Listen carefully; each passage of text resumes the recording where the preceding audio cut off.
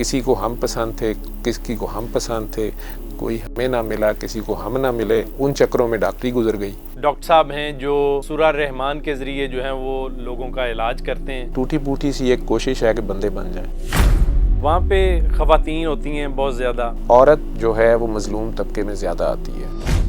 मेरे इर्द गिर्द शायद आपको मजलूम ज़्यादा नज़र आए, लेकिन मैं उन्हें मरीज़ ही कहता हूँ। यूँ कह लें कि अगर वो मेरे बालों में हाथ कोई फेर देता है तो वो आपने देखा होगा कि मैं तो नहीं किसी को कह रहा, उनकी अपनी एक हालत होती है। दुआ तो यानी वैसे ही फिर आपकी निकल जाती है, चाहे आप एथेस्ट हों, चाहे आप फन्ने खां हों। जब दरवाजे में हाथ आता है तो चीख वैसे निकल जाती है, वही दुआ होती है। गरजमंद दीवाना होता है, वो कोई ना कोई दौड़े तो देता है। मीडिया ने तो पीर काकी ताड़ का नाम दिया हुआ था, या हीरा मंडी वो बैठे रहे, वहाँ धमाल से इलाज करते थे, मौसीकी से इलाज करते थे, तरीका इलाज कह लें, दुआ कह लें, इसको जो मर्जी नाम दे दें, मुराकबा कह लें, मेडिटेशन कह लें। जो लोग मेरे साथ काम करते थे वो ये कहते थे कि डॉक्टर जावेद की ड्यूटी में इजराइल नहीं आता। तन बीती शुरू हुई, 2 साल में जिच हो गया, कुरान मिन जाने बल्ला है। ये भी कोई नई बात नहीं थी, कुरान में जाने बल्ला। उन्होंने कहना नहीं सूरा रहमान से नहीं, ये तुम लोगों की अच्छी नर्सिंग केयर से हुआ है, कहते थे। और सूरा रहमान और कारी बासित की आवाज़ तो आशिक की अज़ां और है, मुल्ला की अज़ां और है। पीर बाबा काकी ताड़, पागल डॉक्टर। वहाँ शुरफा की ख़वातीन तो जाती ही नहीं थी, बहुत मजबूरी में जाती थी, कुछ गई बड़े घरानों की। अस्सलाम वालेकुम नाजरीन, मैं हूँ आपका मेज़बान मियाँ इम्तियाज़। आप देख रहे हैं अखुव्वत न्यूज़। आज एक बड़े स्पेशल एपिसोड के साथ मैं आपके पास हाज़िर खिदमत हूँ, और एक ऐसा प्रोग्राम जिसके बारे में आपने पहले मालूमात तो आपके पास हैं कि एक डॉक्टर साहब हैं जो सुरा रहमान के ज़रिए जो हैं वो लोगों का इलाज करते हैं, और जहाँ पर दवाइयाँ जो आप दे जाती हैं वहाँ पर दुआ जो है वो काम करती है। डॉक्टर मोहम्मद जावेद अहमद हमारे साथ मौजूद हैं। Sir thank you very much, बहुत शुक्रिया आपका, आपने ज्वाइन किया। अभी हम इनसे वो सब कुछ पूछेंगे कि किस तरह जो है वो ये इलाज जो है वो किया जाता है, और बहुत सारे ऐसे सवालात हैं जो लोग इनसे पूछना चाहते हैं। आज हम प्रोग्राम का आगाज़ इनसे करते हैं। सर आप हैं कौन? आप डॉक्टर हैं, आप साइंसदान हैं, आप पीर हैं, बाबे हैं, क्या हैं? अगर इस सवाल को आपने पास लिया, आप हैं कौन, ये पता चल जाए फिर तो सारा झगड़ा ही ख़त्म हो जाता है। यही तो पता करने आए हैं कि हम हैं कौन। दुनियावी तौर पे आपके सामने मुख्तलिफ़ किरदार हम सारे निभाते हैं। एक डॉक्टर भी हूँ, एक उस्ताद भी हूँ, बाप भी हूँ, खामन भी हूँ, बेटा भी हूँ, और एक इंसान बनने की कोशिश कर रहा हूँ। और इंसान बन जाऊँ तो फिर अब्द बनने की शर्त लगती है, ठीक है, तो फिर बंदा बनने की कोशिश कर रहा हूँ। तो किस कदर इसमें कामयाबी मिल रही है? ट्रैक पे चल रहे हैं, क्या कुछ मिल रहा है? ये तो जिसका बंदा बनने की कोशिश कर रहे हैं उसने रिज़ल्ट देना है। कोशिश हम कर सकते हैं, और टूटी फूटी सी एक कोशिश है कि बंदे बन जाएं। ये बताइए कि हर हफ्ते हम देखते हैं कि आप एक पूरा एक आपने सेटअप जो है वो लगा हुआ होता है। वहाँ पे ख़वातीन होती हैं बहुत ज़्यादा, और बड़ा एक मुख्तलिफ सी सूरत हाल जो है वो होती है। क्या ये सुरा रहमान के ज़रिए जो आप इलाज करते हैं, ये दीन है, दुनिया है, साइंस है, क्या है ये? सभी कुछ भी आप कह सकते हैं, लेकिन बहरहाल दीन मैं इसलिए नहीं कहूँगा। दीन तो अल्लाह एक है, हम सबको बनाने वाला एक है, और हम सब ने उसी की तरफ लौटना है, और हमें जल्द अज जल्द लौट जाना चाहिए, उसी को मानना चाहिए, और एक दिन उसको जवाब भी देना है, और वो लम्हा किसी वक्त भी शुरू हो जाता है। उसके फिर ख़ास बंदे हैं जो उसकी तरफ बुलाते भी हैं, याद दहानी कराते हैं। हम जैसे भगोड़ों को, भूले हुओं को, भटके हुओं को राह दिखाते हैं, उन्हें वो अपने पैगाम्बर, रसूल, नबी कहता है। और उसकी और हज़ार मखलूक़ात हैं जिसमें फ़रिश्ते हैं जो वो उसके पैगाम उन तक पहुँचाते भी हैं, और मुख्तलिफ़ काम उनसे लेता है। मेरे नज़दीक तो यही दीन है। दीन तो ये है, बाकी उसे एक अल्लाह को मानना, और हम सब उसी को जवाब दे हैं, और हम सब उसी के बंदे हैं। और उसी की हज़ारहा मखलूक़ात में से एक मखलूक हम भी हैं, और जितना भी उसके ख़्याल में, उसके एहसास में ज़िंदगी बिता लें वही बेहतर है। मज़हब तरीक़ाकार है, किस तरीके से आप वो करते हैं वो भी सबको पता है। हम मुसलमान बहसीत जो मुसलमान हैं वो मज़हब इस्लाम पे हैं, जो क्रिश्चियंस हैं वो ईसाईयत पे हैं, जो हिंदू हैं वो अपने मज़हब पे हैं। पाकिस्तान में ये सारे ही हैं। लेकिन एक डॉक्टर की हैसियत से मैं, वैसे अगर उस हिसाब से आप दुनियावी बात कर रहे हैं तो मैं अपना तारुफ एक डॉक्टर के तौर पे ही कराऊंगा। एसोसिएट प्रोफेसर हूँ, पढ़ाता भी हूँ डॉक्टरी और सिखाता भी हूँ। इंटेंसिव केयर 30 साल की, अब प्योर मेडिकल वार्ड में आ गए, आखिर में अब उम्र नहीं रही वो। और मरीज़ देखता भी हूँ, उनकी ऊपर एलोपैथिक मेडिसिन अपने इल्म के मुताबिक, अपनी कोशिश के मुताबिक अप्लाई करता हूँ। एक तासुर है कि मरीज़ आप देखते हैं लेकिन बहुत ज़्यादा गौर से भी देखते हैं। जब मैं हफ्ते को हाँ जी आपका प्रोग्राम हो रहा होता है, हाँ जी, तो ख़वातीन आपके इर्द गिर्द बैठी होती हैं, ये क्या मतलब क्या सूरत हाल है? ख़वातीन के साथ मर्द भी बैठे होते हैं, ख़वातीन शायद ज़्यादा होती हैं। बालों में हाथ, मतलब किसी ने आपका हाथ पकड़ा हुआ है, कोई आपके, अगर आप साइकेट्रिस्ट के क्लिनिक पे जाएंगे और साइकोथेरेपी सेशंस को देखेंगे और साइकोलॉजिस्ट के सेशंस अलहदा होंगे, तो वो लोग तो बड़े तरीके से उस सारे को डील करते हैं। नफसियाती मरीज़ होते हैं, एक मरीज़ होते हैं जो उन्हें भी समझ नहीं आते और वो नफसियाती मरीज़ होते भी नहीं हैं, और डॉक्टर्स को भी पता होता है कि यार ये मैं दवाइयाँ तो दे ही जा रहा हूँ लेकिन ये इसमें फिट नहीं बैठता। शायद वो लोग आपने मेरे करीब देखे हों, और उसमें शायद हमारी सोसाइटी में भी और ओवरऑल भी औरत जो है वो मज़लूम तबके में ज़्यादा आती है। जालिम भी वैसे औरतों में ज़्यादा हैं लेकिन मज़लूम ज़्यादा हैं। मेरे इर्द गिर्द शायद आपको मज़लूम ज़्यादा नज़र आए, लेकिन मैं उन्हें मरीज़ ही कहता हूँ, या यूँ कह लें कि अगर वो मेरे बालों में हाथ कोई फेर देता है तो वो आपने देखा होगा कि मैं तो नहीं किसी को कह रहा, उनकी अपनी एक हालत होती है। अगर आप उसी टॉपिक की तरफ आ रहे हैं, मैं तो अपना एलोपैथी की बात कर रहा था कि एलोपैथी जहाँ मेरी ख़त्म होती है वहाँ ये तरीका इलाज मैं ऑफ़र ज़रूर करता हूँ, फ़ीस भी लिल्ला करता हूँ। चूँकि ख़ुद कभी पकड़ा गया, मेरी एलोपैथी उस पर फेल थी, वो कहानी नेट पे सबको पता है, अब तो हर एक को मैं बता चुका हूँ कि एक इन्फेक्टेड पेशेंट थी, उनकी नीडल मुझे लग गई आईसीयू में, और उन्हें बड़े डेडली तीनों वायरस थे, एड्स का वायरस, बी और सी वायरस तीनों थे उन्हें, हेपेटाइटिस बी और सी भी। और अगले 2 सालों में मैंने 15-20 किलो वेट भी लूज़ किया, टेस्ट भी पॉजिटिव आ गए, कई नामों से, कई लेबॉर्ट्रियों से छुप छुपा के टेस्ट कराता था, अपने तरीके से दुआएं भी मांगता था। दुआ तो यानी वैसे ही फिर आपकी निकल जाती है, चाहे आप एथेस्ट हों, चाहे आप फन्ने खां हों, जब दरवाजे में आता था तो चीख वैसे निकल जाती है, वही दुआ होती है। तो वो अपनी मकदूर भर कोशिश भी करता था। तो मैंने वो बेबसी अपनी औकात, अपनी लिमिटेशन अपने इल्म की भी, वो मैंने उस वक़्त देखी, उसको फ़ील किया था। उस एहसास ने मेरे में शायद ये जज्बा भर दिया कि जिस वक़्त अचानक किसी ने फ़ीस भी लिल्ला मुझे इस शिफा तक पहुंचाया, जो कि मैं 2 साल से दर से ढूंढ रहा था। मेडिकली भी कम्युनिकेशन में था, ईमेल्स जैसे दोस्तों को करता था जो भी दुनिया में कहीं बैठे, हालांकि खुद एज ए डॉक्टर जानता था कि देयर इज़ नो होप और देयर इज़ नो सोल्यूशन, लेकिन वो कहते हैं ना कि गरजमंद दीवाना होता है, वो कोई ना कोई दौड़े तो देता है। फिर होम्योपैथी, हिकमत, पीर साहिबान, उलमा, दमदरूद, सारा कुछ ही था, तो हर तरफ से जवाब था। उस वक़्त ये सैयद मखदूम सफदर अली बुखारी साहब, जिन्हें मीडिया ने तो पीर काकी ताड़ का नाम दिया हुआ था, या हीरा मंडी वो बैठे रहे, वहाँ कमाल से इलाज करते थे, मौसीकी से इलाज करते थे, लेकिन अब वो एक नए रूप में बैठे हुए थे। भाटी में उनका एक छोटा सा आस्थाना था, घर था, भाइयों वाले मैदान, विक्टोरिया गर्ल्स हाई स्कूल के साथ ही बिस्मिल्लाह स्ट्रीट में। तो वहाँ मेरी मुलाकात हुई एक मेरी जूनियर डॉक्टर साहबा की वजह से, डॉक्टर मैमूना सुल्तान की वजह से। तो उन्होंने मुझे भेजा वहाँ पे, उन्हें नहीं पता था कि मुझे ये बीमारी है, या ना मैं इस बीमारी के लिए गया था, वो एक लंबी कहानी हो जाएगी। बहरहाल उन्होंने एक तरीके से मुझे बुलाया, मैं गया, और ये छोटा सा तरीका इलाज कह लें, दुआ कह लें, इसको जो मर्ज़ी नाम दे दें, मुराकबा कह लें, मेडिटेशन कह लें, तो ये उन्होंने मुझे करवाई भी, जो कि 2 साल से तो मैं इसलिए कर रहा था।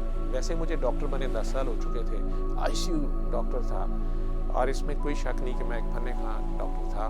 मेरे जो कोलीग्स उस वक्त आने के हैं, मेरे उस्ताद भी, मेरे कोलीग्स भी, मेरे जूनियर्स भी, वो जानते हैं कि अगरचे एज ए कॉम्प्लीमेंट ही लोग कहते थे, मेरे जूनियर्स या जो हॉस्पिटल का अमला था उस वक्त, प्राइवेट सेटअप था, एक इत्तेफाक हॉस्पिटल उस वक्त था, उसमें मैं काम कर रहा था 8-10 साल से। Social security Nawaz Sharif hospital है, वहाँ हार्ट सर्जरी में काम कर रहा था।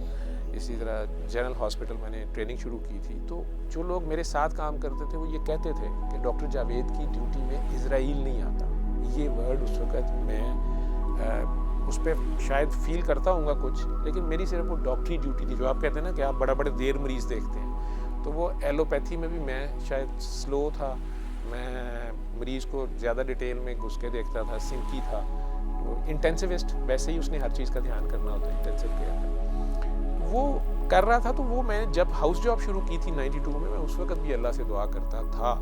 उस वक्त जिस तरह की नमाजें 20-22 साल का लड़का पढ़ता है, तो अभी शादी भी नहीं हुई थी। डॉक्टरी की मैं कोई बहुत ब्रिलियंट स्टूडेंट नहीं था, और उस उम्र के हिसाब से pre marital mid life crisis से भी गुजर रहा था। आप लोग भी गुजरे होंगे, ठीक है। किसी को हम पसंद थे, किसी को हम पसंद थे, कोई हमें ना मिला, किसी को हम ना मिले। तो वो इंडिया की फिल्म आपने देखी होगी, 2 लड़कियां 1 लड़का, या 2 लड़के और 1 लड़की। तो इस तरह की तसलीसों से हम भी गुजर रहे थे, ठीक है। अभी तौहीद परस्त नहीं हुए थे, तो उन चक्करों में डॉक्टरी गुजर गई।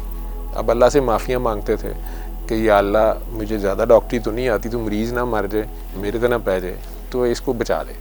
डॉक्टरी के साथ ये जो आप साथ सूरह रहमान का काम कर रहे हैं, दुआ के साथ दुआ भी मतलब काम करती है, और इसका सक्सेस रेट क्या मिलता है?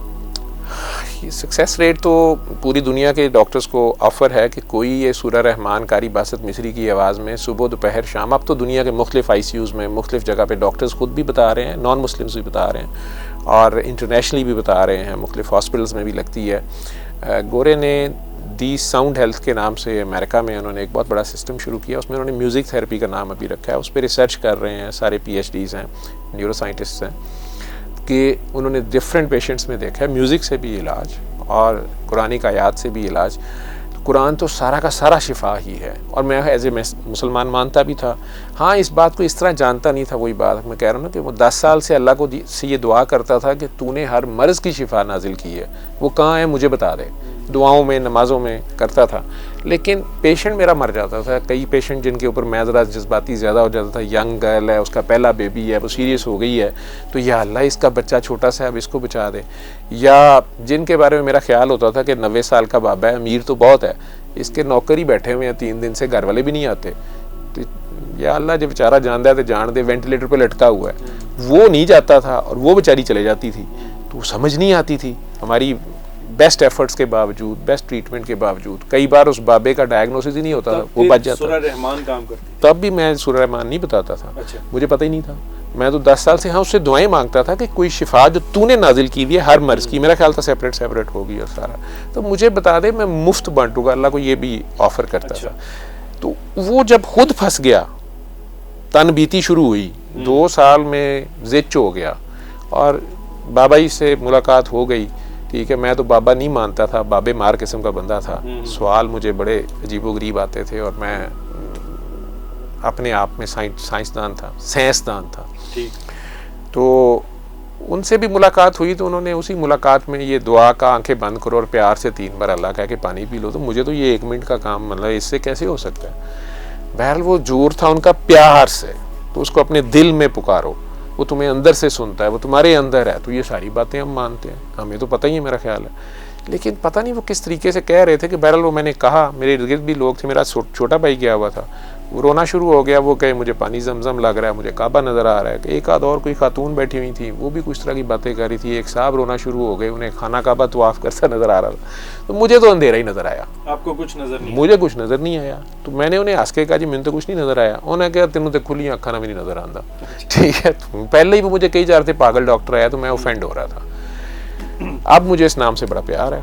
तो अच्छा, मुझे ये लफ्ज़ उन्होंने उठते हुए मुझे कहे थे कि वो जो 10 साल से तू शिफा तलाश कर रहा है, वो जो 10 साल से तू दुआ मांग रहा है, ये उसका जवाब है। ये सिर्फ मेरा और मेरे अल्लाह का सीक्रेट था, ठीक है। इस चीज़ ने थोड़ा सा मुझे ठिठकाया, लेकिन मैं अपने पैरों पे पक्का रहा। सोचा सही मैंने यार इस बंदे को कैसे पता है, फिर मैं क्या हम ही कह रहे हैं, ठीक है। लेकिन उन्होंने एकदम से चेंज की बात कि कुरान शिफा है। तो मैं कहा कि हाँ कुरान शिफा है, शिफा मिन जानिबल्लाह है। मैंने कहा शिफा में हमारे नुस्खे में लिखा होता है शिफा मिन जानिबल्लाह है, पैसे मारे और शिफा अल्लाह देगा।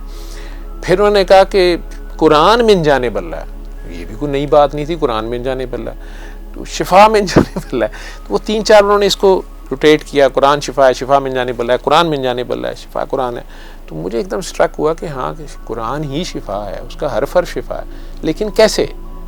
तो उन्होंने सूरह रहमान का मैसेज दिया कि कारी बासिद, मुझे भी ये एतराज़ात थे कि कारी बासिदी की आवाज़ क्यों? मुझे उस वक्त तक ये नहीं पता था कि ये कारी बासिद जो है ये कोई मिस्र के कारी थे। मैं समझा इनका ही कोई बेटा शेटा चचा था मैं जिसको प्रमोट कर रहे हैं, कैसेट प्रमोट कर रहे हैं। उन दिनों में कैसेट्स होती थी। तो बहरहाल ने कहा कि उसकी आवाज़ में बग़ैर तर्जमे की सूरह रहमान को आंखें बंद करके सुबह दोपहर शाम कोई सुन ले, किसी मज़हब का सुन ले। अब मुझे ये बड़ा इतराज़ था, मैंने कुरान में ये आयत पढ़ी थी कि मोमिनों के लिए शिफा है। अब मेरे नज़दीक से साढ़े अलावा मोमिन ही कोई नहीं था, ठीक है, मुसलमानों के अलावा। तो मैं हैरान कि यार, मैंने कहा जी सारों को बताऊं कि हमारे तो ICU में नॉन मुस्लिम्स भी आते थे, नॉन मुस्लिम कोलीग्स भी थे। उन्होंने कहा जो मान जाए, तो मुझे मोमिन का एक नया माना पता चला कि जो मान जाएगा ना खुशी से सुनने को, मतलब वो मान गया ना इन्नी गाल, चलो जरा मान जाए वो सुना दो, कोई फोर्स नहीं करना। तो दूसरा मेरे ज़हन में था कि अब पीर साहब कहेंगे इसका ये हदिया मैंने इजाज़त दी है, फिर उसको वो भी इजाज़त लेगा। तो उन्होंने कहा, मैंने कहा जी इसकी इजाज़त है, क्योंकि उस वक्त तक वो 2 साल से मैंने धक्के खाए थे। तो अगर कोई पीर साहब किसी को ख़ास इलाज बता रहे होते थे, कैंसर वाले को 500 वाला तवीज़ दे रहे होते थे, तो मैंने बीच में कह देना जी मैं भी कर लेना। उन्होंने कहा नहीं आपको इसकी इजाज़त नहीं है। तो असी डर जाना कि पता नहीं ये नहीं करना। तो मैं कि ये भी अब कहेंगे नहीं है। उन्होंने कह दिया इजाज़त नहीं है, तरला है, कोई कर ले। तो मुझे ये चीज़ें अच्छी लगी। मैंने अपने ICU में बतानी शुरू की। तब कितने साल? अब तो हो गए कोई 20-22 साल, और अल्लाह ने इसमें बहुत रिजल्ट्स दिए। सर्विसेज हॉस्पिटल में मैंने सऊदीया में चला गया था बाबा के पर्दा करने के बाद। बाबा जी 2005 में पर्दा कर गए, तो मैं सऊदीया चला गया। 2 साल बाद वापस आया, सर्विसेज हॉस्पिटल के ICU में शुरू किया हमने। वहाँ गंदम की गोली खा के लोग आते थे बहुत ज़्यादा, और टेटनस के पेशेंट पूरे पंजाब से वहाँ आते हैं। तो हमारी अपनी मेडिसिन की बुक्स लिखती हैं कि अव्वल तो उस वक्त तो बहुत डॉक्टर्स को ये तक नहीं पता था कि गंदम की गोली में है क्या, और गवर्नमेंट लेवल पे भी कोई रिसर्च नहीं, कुछ नहीं था। बहरहाल उसमें एल्यूमिनियम फॉस्फाइड होती है, और उससे फॉस्जीन गैस होती है, एरोमेटिक होती है, वो एवेपोरेट करती है मैदे में जाते साथ ही, पानी को टच करते साथ। तो वो ये चूहे मारने के लिए गले में रखते हैं। हम आम चूहे अवेलेबल थी, अब तो गवर्नमेंट ने कुछ लॉ स्टिक किए हैं, तो 5 रुपए की या 10 रुपए की। तो जवान बच्चे बच्चियाँ बहुत से मर्जी की रिश्ता नहीं हो रहा, ब्रेकअप हो गया, मेकअप हो गया, ओदा ब्रेकअप हो गया, ओदा मेकअप हो गया, उन्हें गोली खा ली। ठीक है, किसी का मेकअप दूसरे का ब्रेकअप होता है, ठीक है, लोग भी बड़े जालिम हैं।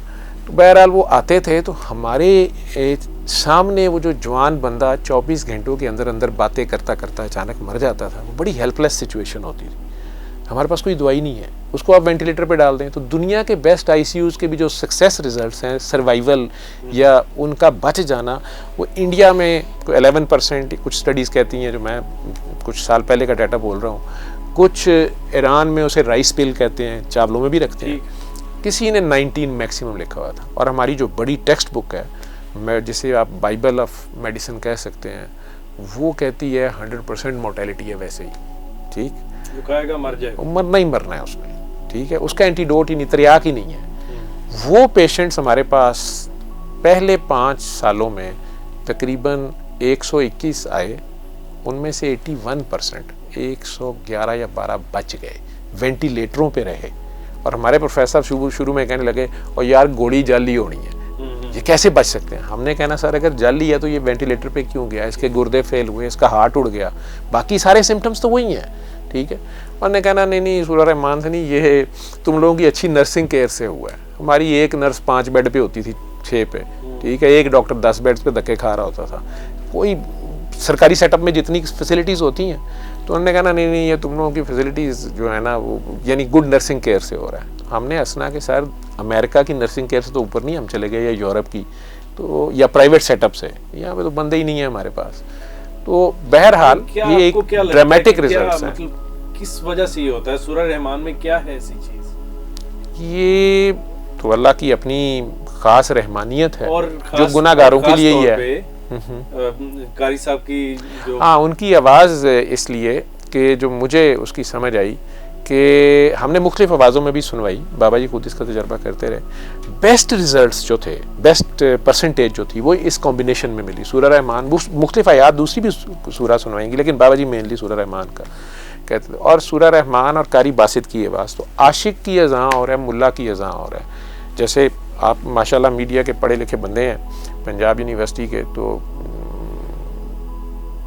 नबी करीम सल्लल्लाहु अलैहि वसल्लम के 4 मुअज्जिन हैं, उनमें से सैयदना बिलाल हबशी का मैं नाम बता देता हूँ, 3 का आप 1 2 3 4 5 6 मुसलमान इधर बैठे हुए हैं, बाकी 3 का आप लोग बता दें। नहीं बता सकते, नहीं याद ही नहीं होते ना। तो हालांकि 4 लोग अज़ान मुख्तलिफ टाइमों पे देते रहे हैं, तो वो सैयदना बिलाल हबशी का नाम ही क्यों ज़्यादा मशहूर है। ठीक है, आशिक ये नहीं कि दूसरे कम आशिक होंगे, लेकिन बहरहाल पता नहीं वो जो ज़ुबान में लुकनत थी वो अल्लाह को क्यों इतनी पसंद थी, क्या जज्बा था, और फिर उन्होंने तो वो अज़ान देनी ही छोड़ दी सरकार के पर्दा फरमाए। इसी तरह हर दौर का कोई बिलाल होगा। मैंने सुना है कि जो मिस्री कारी थे इनकी भी ज़ुबान में लुकनत थी और ये बड़े जज्बे से पढ़ते थे, कारियों का ही घर था, बाकी बहन भाई मजाक उड़ाते थे कि यार तू तो चुप कर।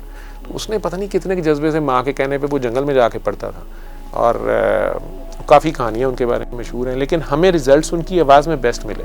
लेकिन लोग जो मजहबी हैं वो कहेंगे ये बिद्दत ना हो जाए, तो आप किसी आवाज़ में सुन लें, ठीक है। या लोग ये भी एतराज़ करते हैं सूरह रहमान ही क्यों, बिल्कुल ठीक है। आप जब फंसे हुए होंगे तो आप कहार को आवाज़ देंगे या रहमान को, तो उस वक़्त आपको रहमान को ये आवाज़ देनी पड़ेगी। जब आपको ये पता भी नहीं है कि यार ये मैं अपनी गलती से फंसा हूँ, कोई मकाफ़ात अमल है या कोई आजमाइश है। आजमाइश तो अल्लाह के ख़ास बंदों पे आती है, लेकिन मेरे जैसे गुनाहगार तो खुद भी फंस जाते हैं, तो फिर उसकी रहमानियत ये कासरा रहती है जो बिला तखसीस है, हर खास व आम के लिए, नेक और बल्कि है ही गुनाहगारों के लिए, ठीक है ना। रहीम वो फिर मजलूमों के लिए है, लेकिन रहमान तो एक ख़ास वक्त तक वो जालिमों के लिए भी है, फ़िरौन को भी बचाना चाह रहे। तो मुझे ये समझ लगी पीर बाबा काकी ताड़, पागल डॉक्टर, ये एक नेगेटिव सा तासुर देते हैं, लेकिन आप इसको पॉजिटिव लेते हैं। मुझे उन्होंने प्यार से कहा और मुझे उनसे प्यार ही मिला। कोई भी कहे या पागल डॉक्टर को चला जाए तो एक ज़हन में आता है कि सच्ची मुच्ची पागल ना हो। या पीर काकी ताड़ तो लड़कियां जाने से घबराएंगी कि हाँ जी। तो वहाँ तो जहाँ उन्हें पीर काकी ताड़ कहा गया, हीरा मंडी जैसी जगह पे बैठे हुए थे, वहाँ शुरफा की ख़वातीन तो जाती ही नहीं थी, बहुत मजबूरी में जाती थी, कुछ गई बड़े घरानों की, वो बेचारी बुरकों में गरजमंद दीवाना होता है। अदरवाइज़ वहाँ जो काकियाँ बैठी हुई थी उनको तो लोग ताड़ने खुद ही जाते हैं, ठीक है। उनमें से फिर 10 सालों में उन्होंने झाड़ू कैसे वहाँ बाबा जी ने दिया, वो 300 से ज़ायद की शादियाँ कराई, वहाँ से निकली, वो तो उनकी तारीफ़ें शुरू हो जाएंगी ना, जिससे मना करते थे। वो इनका एक खुफिया काम कह लें, सोशल सर्विस कह लें, उनकी दर्द आशनाई कह लें, और उनकी ड्यूटी अपनी ऊपर तारीकी भी कह लें।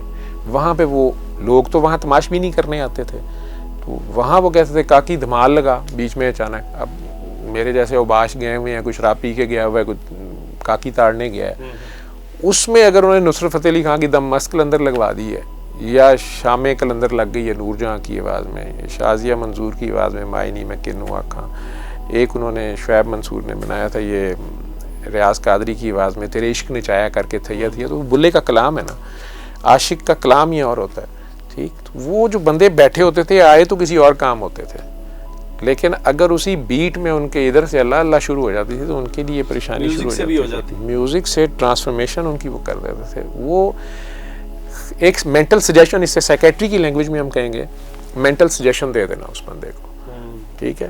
वो कहते थे पहले बुराई मेरे तक आए तो सही, यहाँ तो इस गली में तो तबलीगी जमात भी नहीं आती, जमात इस्लामी भी नहीं आती, तो गटर को अगर साफ करना है जी, वो तारिक जमील साहब ओपन तो नहीं बताते, तो उनसे कभी आप ऑफ द रिकॉर्ड पूछिएगा, बाबा जी को जानते भी हैं कि नहीं, ठीक है। अगर आप में से कोई पूछ सकता है मेन मीडिया वाले, तो प्यार से उनसे किसी वक्त बैठ के पूछें, उनसे फतवा लीजिए, ठीक। क्योंकि उस वक्त भी मीडिया वालों की वजह से, ये मीडिया ने उन्हें नाम दिया, उन्होंने खुद नाम नहीं रखा, ये मीडिया ने उन्हें नाम दे दिया। ब्लैकमेलिंग, एक अखबार में कॉलम छपा, कॉलम क्या पूरी फ्रंट पेज की कर देते, अब चल रहा है और पता नहीं कब तक चलेगा, वो कहते थे कि मुझे मेरे मुआशरे ने ये दिया है। असल में मलामती फ़कीर जो होता है ये मलामत को फ़ख्र से अपने ऊपर सजा लेता है। एक तो ये है ना कि मैं जानबूझ के रमज़ान में बाहर खड़े होकर पकौड़े खाना शुरू कर दूँ, औरतें छेड़ना शुरू कर दूँ और कहें जी बाबे हो रही जो डॉक्टर साहब बहुत पहुँचे हैं जी, वो मलामत जान के ले रहे हैं। नहीं, ये तो मजमेबाजी है, ये तो ड्रामेबाजी है, लोग इकट्ठे करने का एक बहाना है। एक ये होता है कि आपने मलामती फ़कीर को जो देखा मैंने जिसको एक को ज़िंदगी में, वो खुलूस नीयत से किसी का भला करता है अल्लाह की खातिर और उससे कोई रिवार्ड नहीं चाहता, ठीक है, लेकिन दुनिया उसको वापसी में मलामती देती है, ठीक, और वो उस मलामत को भी हंस के गले लगाता है कि ये भी मेरे रब की मखलूक ने दी है, सो बिस्मिल्लाह। क्योंकि माशूक की हर चीज़ उसको प्यारी है ना, तो माशूक का कुत्ता भी उस पर भौंक रहा है तो उसने उसे ये नहीं कहना कि ये मेरे पे भौंक रहा है, उसने कहना ये मेरे से प्यार कर रहा है, इसने मुझे इस काबिल तो जाना है कि ये मजनू को उसने इम्पोर्टेंस तो दी है, ठीक है। तो वो जिसका आशिक है वो उसकी खातिर हर चीज़ गंद मंद कबूल करता है। अगर वो गटर को साफ करने से पहले उससे नफरत करेगा तो वो गटर में नहीं घुस सकता। अगर उसने वो जमादार है, वो चूड़ा है, जिसको आप लोगों के अल्फाज में सफाई करने वाले को आप लोग चूड़ा कहते हैं, ठीक है, और जो गंद डालते हैं वो जवेद साहब और इम्तियाज़ साहब और हाजी साहब हैं। पूरा महल्ला मिल के गंद डालता है और गटर ब्लॉक करता है। जो बेचारा खोलने आता है उन्होंने कह रहे होंगे परे हो के खलो है, छिटा ना पाई अंदर, और वो अंदर गुस्सा होता है और ना खोले गटर तो हमारा सब कुछ बंद हो जाता है, ठीक है। वो बेचारा खोलता है तो फिर हमारे मुंह उसके ऊपर शुरू हो जाते हैं, तो वो उस मलामत को भी गले लगाता है। आप मतलब काम कर रहे हैं, कर चुके हैं, किस कदर मुतमिन है कि कुछ इत्मीनान होता है, कल्बी सुकून, कोई इस तरह की कोई चीज़, या मज़ीद अभी जुस्तजू बाकी है और ये चलती रहेगी? जुस्तजू ये है कि मैं किस तरीके से इसको बंदे बंदे तक पहुंचाऊं। मैंने कोरोना के डेज़ में हमने इसका एक गाना बनवा दिया दुआ का। ड्रामाज, यंगस्टर्स जिन कॉलेजेस यूनिवर्सिटीज़ में म्यूज़िकल पार्टी तो हो सकती है, वहाँ पे सूरह रहमान पे बात नहीं हो सकती, वहाँ पे हमने स्टेज शो कोई ड्रामे कर लिए, शॉर्ट क्लिप्स अब मीडिया के आ गए, तो वो सारे बात यही है कि किसी तरह ज़रूरतमंद तक रहमानियत का ये मैसेज जो है वो मैं किसी तरह पहुँचा सकूँ। सुकून मुझे जब भी किसी को शिफा मिलती है, पागलों की तरह वो मुझे फ़ोन करता है, डॉक्टर साहब हमारे बेटा पैदा हुआ है, मैं चलो जी अल्लाह भला करे, डॉक्टर साहब मेरी कैंसर की रिपोर्ट्स नेगेटिव हैं। हाँ, मुझे ज़्यादा खुशी उस वक्त मिलती है जब कोई डॉक्टर्स होते हैं या साइंटिस्ट होते हैं और उनको मॉडर्न लैब्स या उन्हीं के डॉक्टर्स उनको बहसियत डॉक्टर, शायद मुझे वो ज़्यादा मेरे फील्ड से है।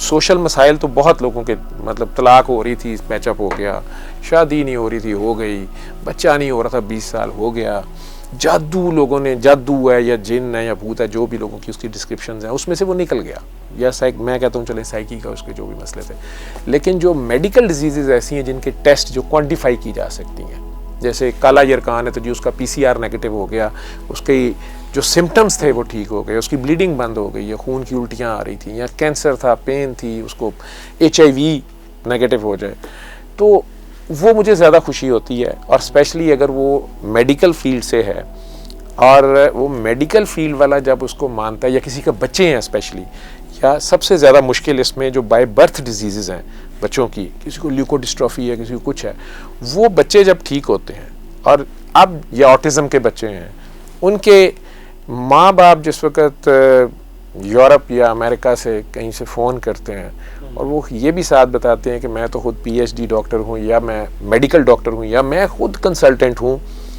मुझे ब्रेन हेमरेज हुआ था और ब्रेन हेमरेज के बाद मैं इतने साल सोया ही नहीं और किसी मेडिकल साइंस में ये डिज़ीज़ आ ही नहीं रही थी और मुझे नहीं पता चला कि ये किस तरह मैंने सोना शुरू कर दिया, मैंने सिर्फ ये सुनी। उस वक्त मुझे सुकून से ज़्यादा, आप कह रहे हैं ना, वो एज ए डॉक्टर वो एक खुशी होती है। मैं उसे कहता हूँ यार अब ये आगे खुद बताना शुरू करें, ठीक है, और इसमें आप मेडिकली खुद रिसर्च करें। खुशी के साथ साथ कहीं जहन में ये ख्याल गुमान तो नहीं आता कि मैं बड़ी तोप चीज़ हूँ, बड़ा मैं कमाल का? ये तब आए जब ये मेरी रिसर्च हो, ये तब आए जब ये मेरी दरियाफ्त हो। मैं तो खुद एक बेनिफिशरी हूँ और ये एक सादत मिल गई। जैसे खान साहब ने लाहौर में कैंसर हॉस्पिटल बनाया था ना, तो जो कैंसर सर्वाइवर बच्चे थे उन्होंने अपने टाइगर्स उस वक्त शायद बनाया था, मुझे याद है, कुछ बच्चों को मैं जानता हूँ पेशेंट, तो वो बड़े जज्बे से फिर काम करते थे, चाहे फंड रेजिंग करते थे, जो भी करते थे। उसी तरह चूँकि मैं खुद सर्वाइवर हूँ, मेरी तन बीती है, तो मुझे बस ये खुशी होती है कि शुक्र है उसकी दर्द ठीक हो गई, ठीक है।